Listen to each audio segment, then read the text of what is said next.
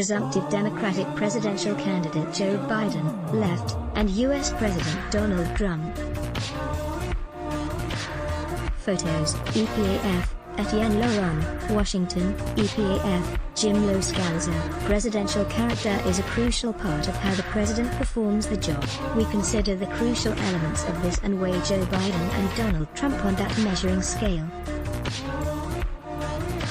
At the age of 92, after some 3 decades on the Supreme Court, Justice Oliver Wendell Holmes famously remarked of President Franklin Delano Roosevelt that he had a second-class intellect, but he brought to the job a first-class temperament. Despite the seeming put-down in this judgment, Holmes meant this as a compliment and a judgment of the most important characteristic needed by the nation's leader in midst of its most difficult economic and social challenge in generations. For Holmes, it was an expression of what the president's most important attribute must be to be a successful leader at this time of great national testing. Or consider what former President Bill Clinton wrote in an essay for Time about FDR and Obama, almost a decade ago, as the country was in the throes of the Great Recession, that was a period nearly as troubled as the one we are living through now, as Clinton said. Besides having a deep personal connection to ordinary citizens, Roosevelt got the big things right. When he came into office during the Depression, he saw that the ills of the country could not be addressed without more aggressive involvement by the government. He ran for president as a fiscal conservative, promising to balance the budget. But unlike his predecessor, he quickly realized that, with prices collapsing and unemployment exploding, only the federal government could step into the breach and restart the economy. Roosevelt also knew that in a highly dynamic time like his, or the one we're in now, you have to do a lot more than one thing at a time. I was often criticized, just as President Obama is now, for trying to do too many things at once. Roosevelt understood that in a complex and perilous situation, you have to be able to walk and chew gum at the same time, and he was masterful in doing a variety of difficult things simultaneously. He was able to do that because he surrounded himself with brilliant people who knew more about particular subjects than he did. He enjoyed the arguments they had with one another, and with him, as they searched for the right policies. Oliver Wendell Holmes famously said Roosevelt had a second-class intellect but a first-class temperament. That temperament allowed him to inspire those around him to give their best. He made public service fun again. Illustrative image, source, U.S. President Donald Trump, photo, Getty Images / Ian McNichol. Intellect and temperament, perhaps, maybe, almost certainly, are two sides of the same coin of leadership. Now, mix in a dollop of empathy, and you may have the secret sauce. In an interview in The Guardian 2 years ago, Doris Kearns Goodwin, one of the nation's preeminent presidential historians, spoke about intellect, temperament, empathy, and leadership. Trump doesn't measure up, Doris Kearns Goodwin, on leadership. Describing the secret of effective leadership, she had argued, I would say, it is, mostly made. Goodwin says, does the man make the times or the times make the man? It's a mixture. I think you are born with certain qualities, of intelligence probably, memory and maybe even empathy. Some people, like Lincoln, were born with empathy. It was just a natural part of his temperament, and temperament may be inborn too, the way you look at the world and whether you're optimistic or you're pessimistic. Theodore Roosevelt wrote this essay about the two kinds of success. The first belongs to the person who has a genius and can do something that no one else can do, like Keats writing a poem. But he said most success is people who develop ordinary qualities to an extraordinary degree through the application of hard, sustained work. I really believe that too. By their late 20s, each of Goodwin's 4 subjects, Lincoln, the 2 Roosevelts and Lyndon Johnson, knew they were a leader, but other common threads are elusive. She writes, there was no single path that 4 young men of different backgrounds, ability and temperament followed to the leadership of the country. Both Roosevelts were born to wealth and privilege. Lincoln endured grinding poverty and Johnson had his share of hard times, but each did endure character-building adversity of one form or another. Lincoln suffered near suicidal depression. Theodore Roosevelt's mother and wife died within a day. FDR was stricken with polio and confined to a wheelchair. Johnson almost died from heart failure. People confuse being on television and being an instant celebrity with being a leader, and in fact what I would say about all four of these guys is that what made them great leaders, even with Johnson's flaws,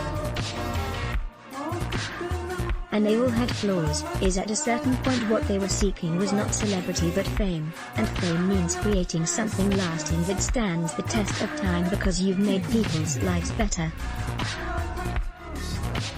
I don't know whether you know that when you're 20 or 30, but at some point self-ambition becomes ambition for the larger good, and that happened to each one of these four guys. I think their problem with making those comparisons is that what we have to do now is persuade a majority of the people in the country, including Trump's base, that he doesn't have the temperament to be a leader. It's easy to do that. Compared to Teddy Roosevelt, who has a square deal for the rich and the poor, the capitalist and the wage worker, Trump says that a deal that says both sides win is just a bunch of crap, and all that matters is that you win and you crush your opponents.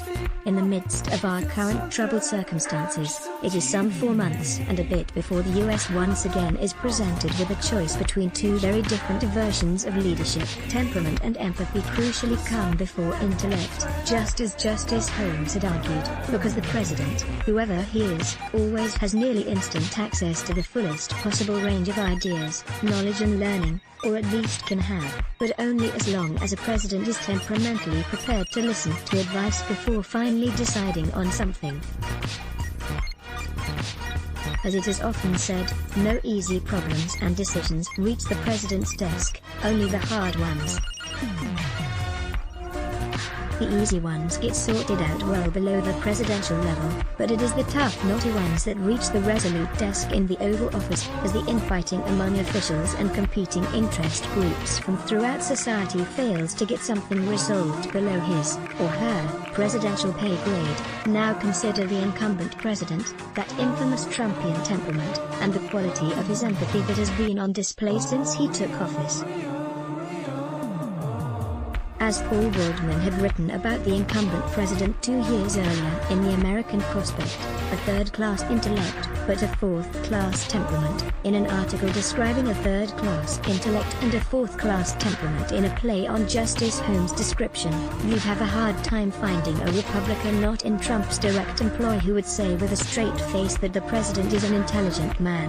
And with the release of Michael Wolff's book Fire and Fury, Inside the Trump White House, in which Wolff describes how the White House staff has to work to accommodate the fact that their boss is a simpleton, the president's insecurities have come bursting out yet again. Nobody's going to call him stupid without him hitting back.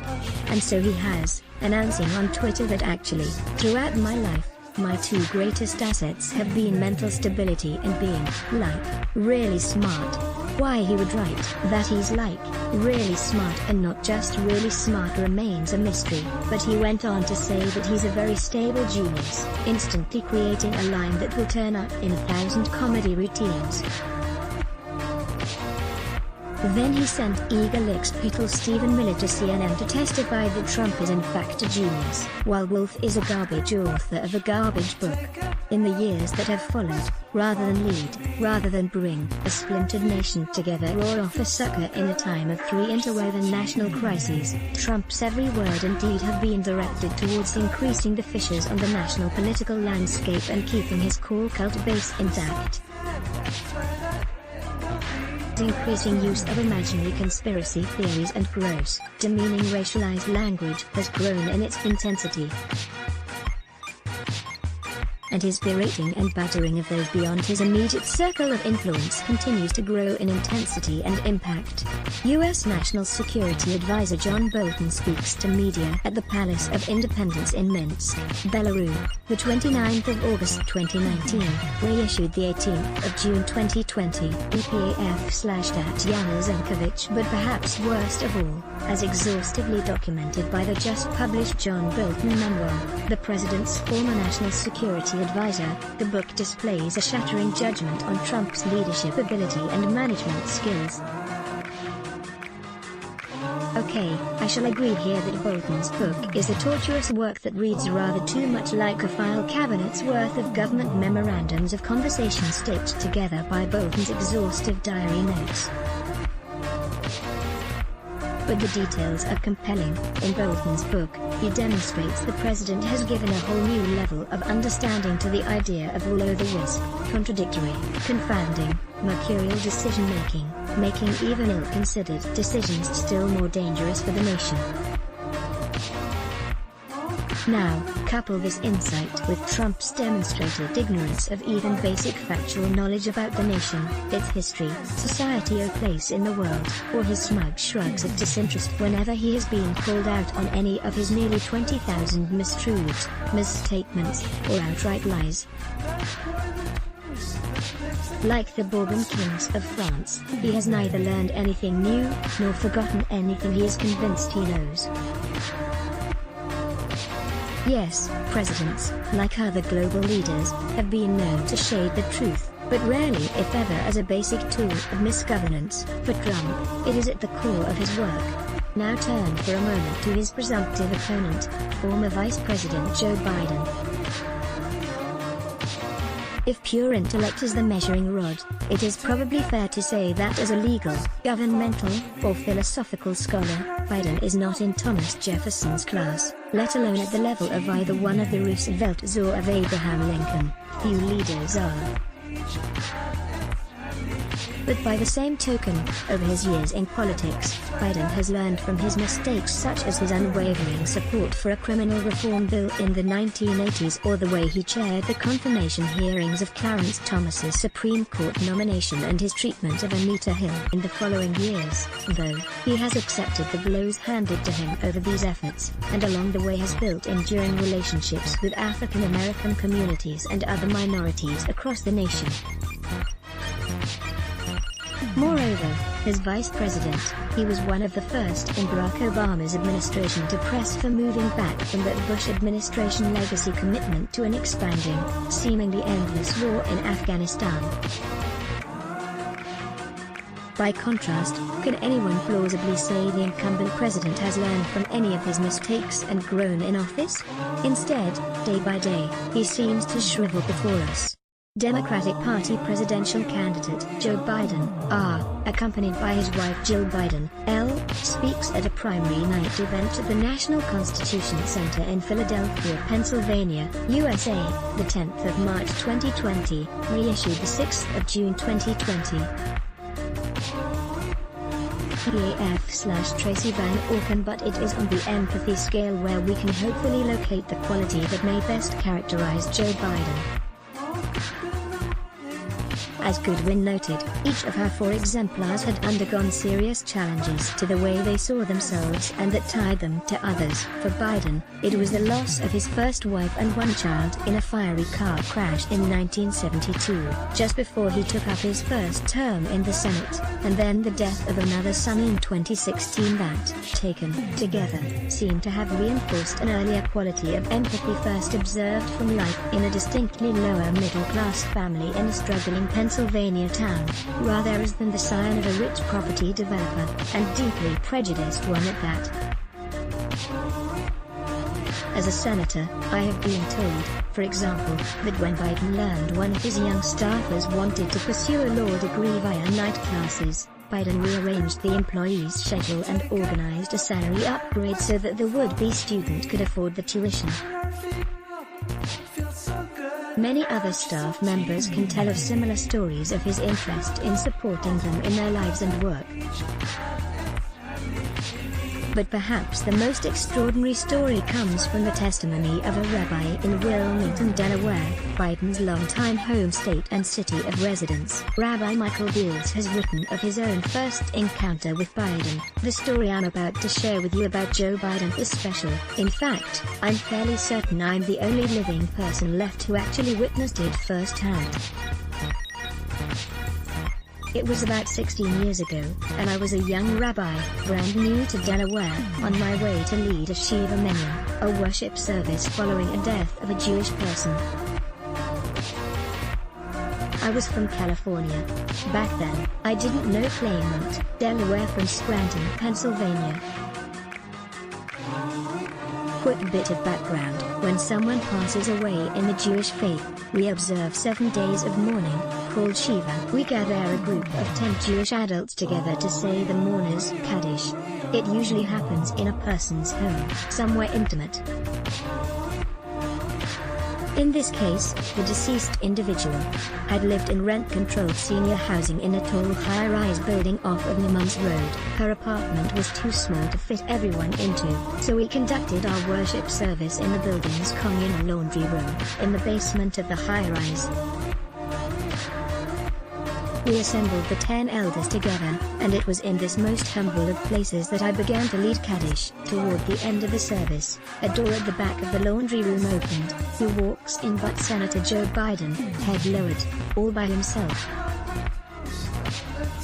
I nearly dropped my prayer book in shock. Senator Biden stood quietly in the back of the room for the duration of the service. At the close of the Kaddish, I walked over to him and asked the same question that must have been on everyone else's mind. Sen. Biden, what are you doing here? He said to me, back in 1972, when I first ran for Senate, Mrs. Greenhouse gave $18 to my first campaign because that's what she could afford. And every 6 years, when I'd run for re-election, she'd give another $18. She did it her whole life. I'm here to show my respect and gratitude. Now, the number 18 is significant in the Jewish faith. Its numbers spell out the Hebrew word chai, as in to life, l'chaim, but it's also a humble amount. Joe Biden knew that, and he respected that. There were no news outlets at our service that day, no Jewish reporters or important dignitaries. Just a few elderly mourners in a basement laundry room. Joe Biden didn't come to that service for political gain. He came to that service because he has character. He came to that service because he's a mensch. And if we need anything right now when it comes to the leadership of our country, we need a mensch. I know this is such a simple, small story, but I tell it to as many people as will listen to me. Because I think that, in their heart of hearts, when people are trying to think about the decision they'll make this year, this is the kind of story that matters. Joe Biden is a mensch. We need a mensch. Now just try to imagine Donald Trump doing this, the man who ran a bogus university, appropriated money from his own charities, and stiffed a long list of subcontractors on his many construction projects over the years. Just try and see Donald Trump in that communal laundry room, standing quietly.